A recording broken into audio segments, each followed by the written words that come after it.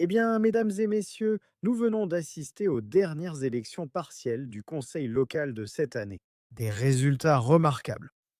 À une époque où travaillistes et conservateurs sont si désespérés qu'ils veulent encore annuler les élections. Comme je l'ai écrit sur Michael Heaver, allez jeter un œil à mon article sur Substack, je mettrai un lien ci-dessous. Mais quand on regarde les résultats globaux, cette année, depuis mai, il y a eu 190 élections partielles au Conseil, et on peut voir que Réforme est en hausse de 58, les libéraux-démocrates en hausse de 19, les conservateurs en baisse de 23, et les travaillistes en baisse de 44.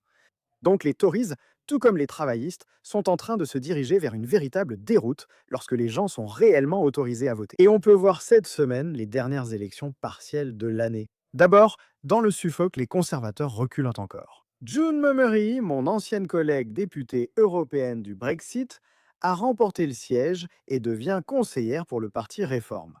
Vous pouvez voir que le parti Réforme l'a emporté haut la main, et les Tories ont été anéantis à Blackpool. C'est un gain pour le parti Réforme aux dépens des travaillistes, qui passent en troisième position. Mais regardez simplement les parts de voix des conservateurs et des travaillistes, toutes deux anéanties en Cornouailles. C'est une victoire conservée pour le parti Réforme, donc Réforme défend ce siège, mais avec une part de voix légèrement en baisse.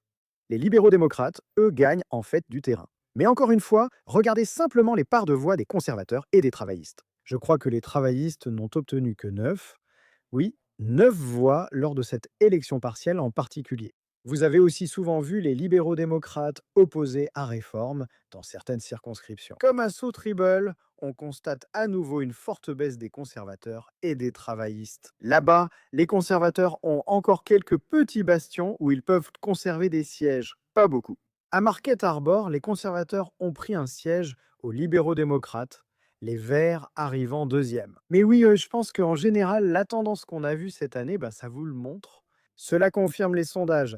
Nous sommes désormais engagés vers un gouvernement de réforme. N'hésitez pas à me dire ce que vous en pensez dans les commentaires ci-dessous. Mettez un petit pouce bleu à cette vidéo et bien sûr, comme toujours, merci de regarder.